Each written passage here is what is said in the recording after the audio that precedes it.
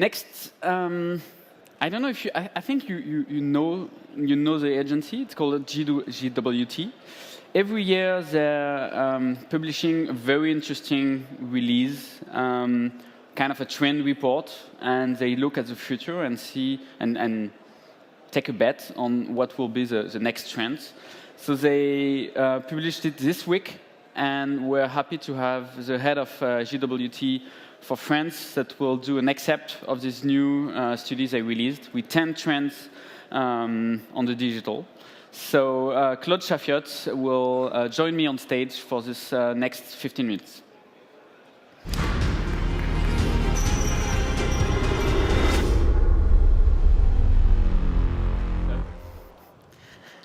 Bonjour à tous. Good afternoon to everyone.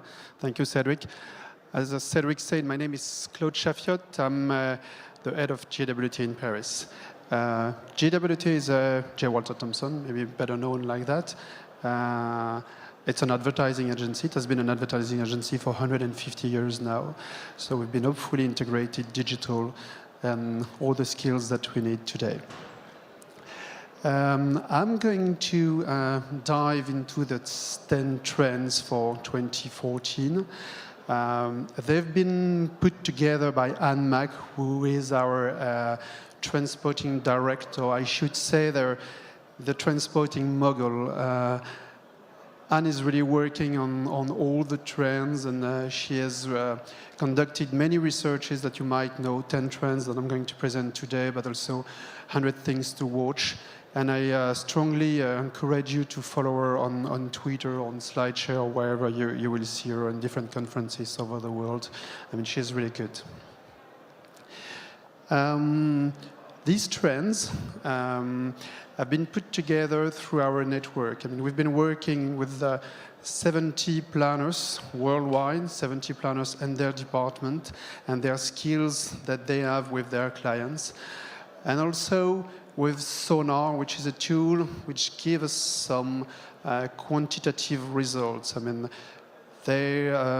we conducted more than 10,000 studies or research for getting all the data together to build these trends.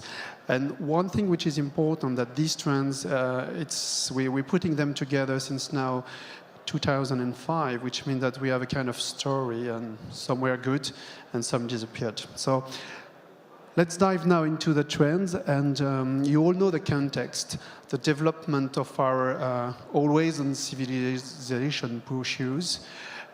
Question is, what are the outcomes? What is the positive? What is the negative? What is the opportunities or the threats? Here are the trends.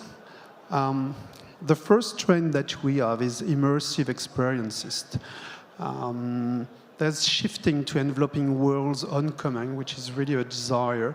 And definitely people, they want to escape from multiple distractions of the everyday world. And there's a quest for deeper, shareable experiences. It's interesting to know that these studies, these trends are based on 3 types of customers. And for instance, I wish I could escape today's always-on world. As you can see, it's quite shared through all the groups and the different groups, either if they have boomers, Gen X, or Gen Y. I was talking, and you might have listened to Alexander Scott from Oakley, but this product, the Oculus Rift, will be used in the launch of the next flagship from Oakley in New York in March. And with this product, you will be able to follow one of their champions on a mountain bike race. And Alexander told me that it was absolutely exciting. So that's product. And that's another type of experience that has been done by FastWeb. Once again, it's about experiences, customer experiences. They have, in Milan, over the night, totally changed a subway station from Moscova subway station to Shibuya, which is obviously a well-known subway station in Tokyo. Just to show that that's an experience, and they're really fast. quite interesting. There's a lot of stunts like that which are used by brands. And as a communication agency, this is our role to study the trends and try to find some communication opportunities. Do you speak visual is the second trend. Visual is definitely a new lingo that needs to be mastered. We're all impatient. We know that now image beats words. You all have cameras, connected cameras, and we have the platform to share that. It's amazing to know, and you know that more than 1 billion photos are uploaded on these 4 platforms today, and people, through generation, think that they'd rather take a picture now to describe something that write words. And well, yesterday, this picture was quite amazing, and this is from the Mandela funeral. It's a selfie, and as you can see, David and Barack were very happy to take a picture with this blonde lady, who was totally unknown, even if she's a minister from Denmark. She's now famous. The age of impatience is the third trend. We are all impatient and more impatient. It's interesting when we dive to the patient to impatient spectrum and we know that, notice that the notion of time has changed now. There's something where we are really impatient, like the time to load a homepage for a site, and it has to be immediate. Or we, in a certain circumstances, are ready to take more time to be more patient when it comes to a restaurant, for instance. And there's some companies which has perfectly understood that we are impatient, and they are pushing their, you know that it's from Amazon, they are pushing their service. So we might consider that it's fake, we might consider that it's never going to happen. We probably don't want that it happen one day, but it's interesting for enabling their positioning and showing what they're positioning and how they want to service their customers. So basically, they're offering delivery within 30 minutes by drones. It's funny to see as well how many jokes have been made around this on the web, pushing and keep on giving some buzz around these offers. I won't spend long on this one, which is mobile as a gateway opportunity. Mobile is everywhere. There's mobile health, mobile education, mobile agriculture, mobile everything. You've seen probably that with the previous speakers. It's also mobile everywhere, especially in the booming country like Africa, when we have some companies like Wikipedia, which simplifies their offer to be able to deliver the data and the message through any type of phone. Telepathic technology is a fifth trend. We know that now the brain-computer interface and emotion recognition technology allow brands to have a better understanding of consumer minds and moods. It's all about neuromarketing. It's very controversial.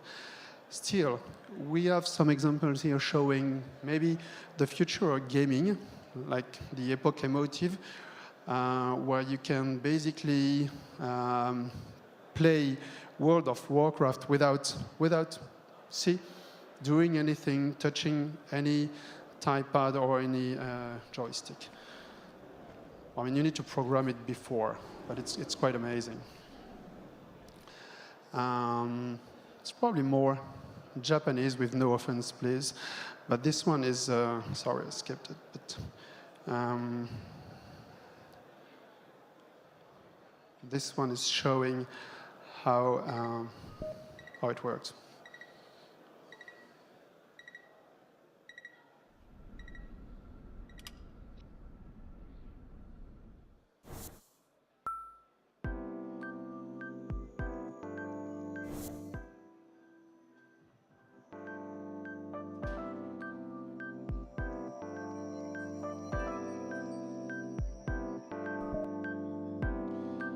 And you can follow this girl for all this afternoon and see what she likes.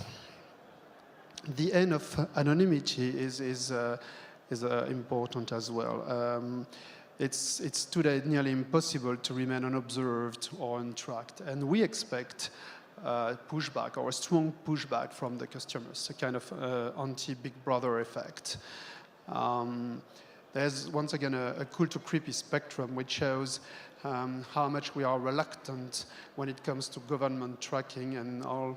There's many examples of pledges popping up everywhere to say that people want to have a democracy when it comes to the digital age. And once again, about 2/3 of every generation say that technology monitoring make people very anxious.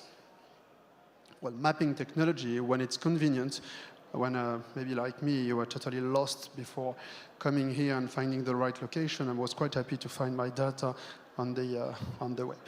And retailers like Tesco, for instance, run tests where they monitor everything, every movement in their store, just to study if their shelves are correct, if they can be improved.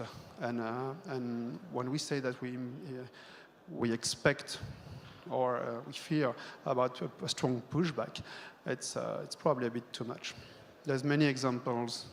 I don't have time to show you, but which says we just want to cut off with this type of tracking and pledges or petition, which are, as I said, popping up everywhere. The seventh trend is raging against the machine. I mean, it's quite close to the previous one, but we are starting to fear in recent technology. And when I say raging against the machine, I do mean raging. This can be quite strong in some cases. The ninth trend is the age of imperfection. It's probably more interesting when it comes to a product or to a service. We have some clients such as Nestlé, for instance, which are about to launch some chocolate products which are not perfect, which are not all alike. This case, for instance, on Häagen-Dazs, when you have an ice cream, every scoop is different. There's Etsy, which claims the perfect imperfect marketplace. It's quite interesting. And ugly is the new pretty when it comes to selfies. Well, this Cara Delevingne from Burberry is trying hard to look ugly, but it's, I think she fails, but it's quite interesting. There's also this detaking trend, which is growing very rapidly. When we compare the year 2010 and year 2013, it's really booming and increasing, both in the UK and in the US. And there's brands like KitKat, for instance, and it's a kind of stunt, just using that type of trend, which are offering some zone where every signals are just jammed, and you can be sure that you won't have any connection. And there's also some camps which are more and more organized, where you can be sure that you're going to dive into a full digital detox. It's probably more American than European, but it's the way it is. And I just show you this one for a smile.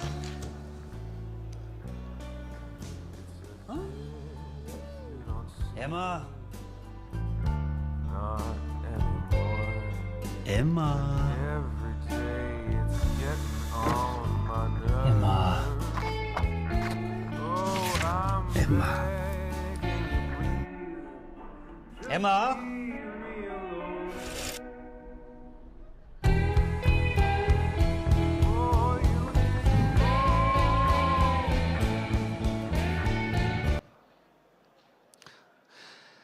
Eighth trend is remixing tradition. I mean, tradition amazingly remain very, very important for all of us. Even if we can still are very old on to tradition, but its technology shows us how to use that. There's an example which is Krauser, which is a kind of funeral home and cremation service, and they're offering a possibility to attend funeral online, so you don't have to be there anymore.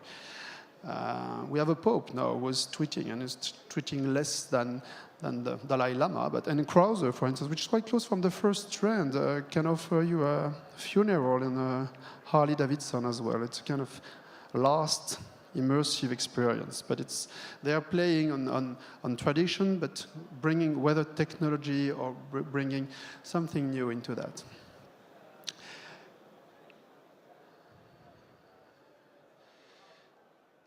And imperfection, which is the ninth trend, it's, well, just go through that quickly. Imperfection is very important, and imperfection is not seen anymore as a flaw, but it can be a new definition for perfection. The last trend is mindful living. Consumers are really developing a quasi-Zen desire to experience everything in a more present and conscious way. It's interesting to see that 6 in 10 millennials say they can't enjoy quiet moments because their mind is always elsewhere. So they want to be cooler. They want to be not aggressed permanently by technology. So some brands like Patagonia, for instance, is using that, saying to people, don't buy stupid things during Black Friday, for instance. Just buy what you need. It's the same in some food industry where the packaging are becoming smaller and smaller. There's this experience of Virgin Atlantic where they try to teach you how to detox or de-screen, just remain cool in your seat and just enjoy the flight. So this is our trends. This is our 10 trends. It's very fast. Within 15 minutes, there is more than 500 different examples behind these 10 trends. And depending on the industry or the zone of interest that you have, I mean, we'll be more than happy to go deeper with you. Don't hesitate to contact me or Anne or any JWT office in your country. Thank you very much.